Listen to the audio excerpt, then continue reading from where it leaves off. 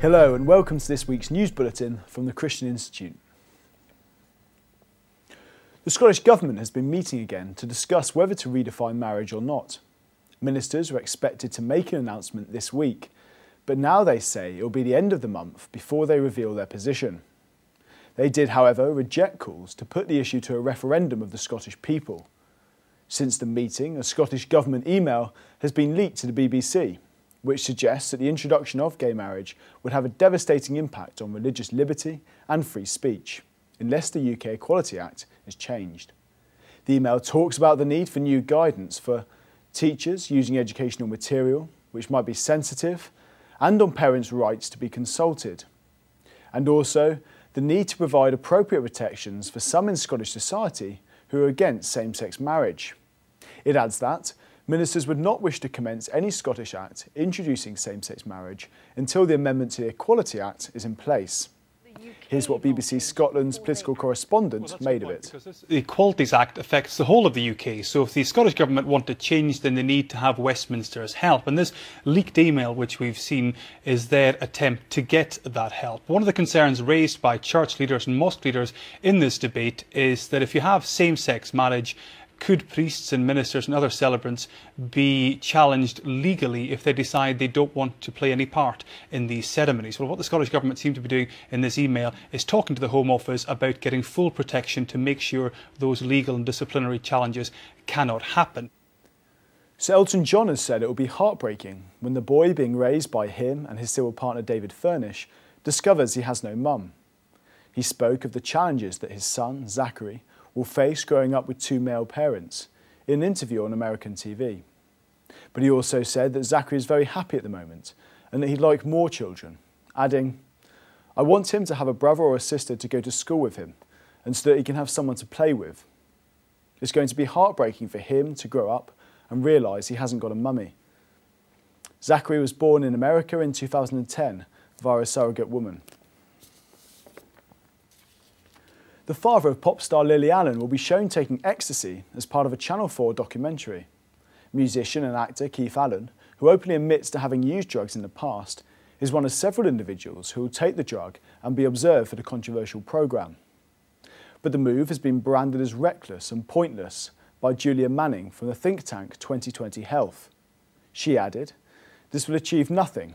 If anything, it will celebritise the taking of illegal substances." And the CEO of alcohol treatment charity Ad Action warned that there is a danger that the show will be ultimately unrepresentative of some of the wider realities of drug taking. Channel 4 claims that the programme would be a serious and scientific discussion of recreational drugs. A coalition of children's charities in Scotland want the government to include a ban on smacking in new legislation for young people. A change to the law would criminalise parents who choose to discipline their children with a smack. The call for a ban comes from the group Children Are Unbeatable, and spokeswoman Alison Todd commented, "This is not about political correctness. This is about children and young people suffering violence in our country, and we need to do something that tightens it up so that it can't happen." But the Scottish Government, who are currently holding a consultation on proposals for the Children and Young People's Bill, have said, "We have no plans to change the law on smacking. It is already illegal to punish children by shaking or hitting them with an implement, and there are no proposals in the consultation to change this." A young father who was left paralysed following a stroke is learning to walk and talk again by copying his baby daughter. Mark Ellis was reportedly suffering from a condition known as locked-in syndrome, which means his mind was active but he could not move his body. But following months of intense physiotherapy, he's able to sit up and feed himself. Medical staff suggested that if he tried to copy his baby daughter Lola Rose, he might learn to speak again. Since then, Mark's speech has started to improve, and he can now also walk with the help of a walking frame. Medical experts said the case is remarkable and rare, and Mark's wife Amy believes their daughter's recent birth and growing up has definitely helped Mark to pull through.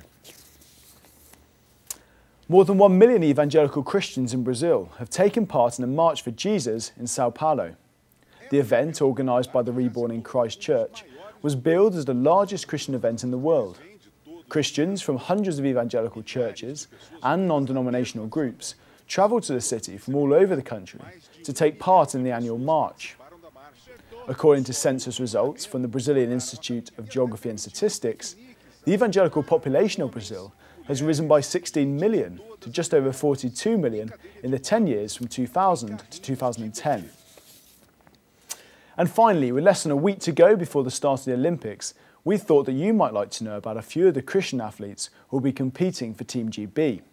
Triple jumper Philip Sidoru is a real gold medal prospect. He says, "Over the last couple of years, I've found my faith, and it's really helped me in competing. I do all the work I can, and I put everything else in God's hands." 400-metre runner Christine Oharugu is already an Olympic gold medalist. She says that the preparation for that triumph 4 years ago had not been great. "But I got a text saying, I can do all things through Christ who gives me strength, so I dug deep and got there." Rower Richard Chambers has also tasted success in his sport and says, "I'm a Christian in the rowing team, and that's how I want to be recognised. Being a Christian in Team GB has its difficulties, but knowing God is always there, supporting and helping me, is great." And fellow rower Debbie Flood is competing in her 3rd Olympic Games. She has 2 silver medals to her name and would love to go one better. Debbie says, "Sport can take over your life, but for me, my faith comes first.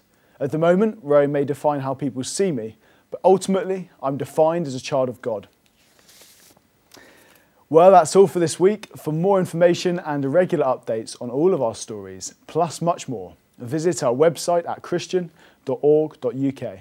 Until next time, goodbye.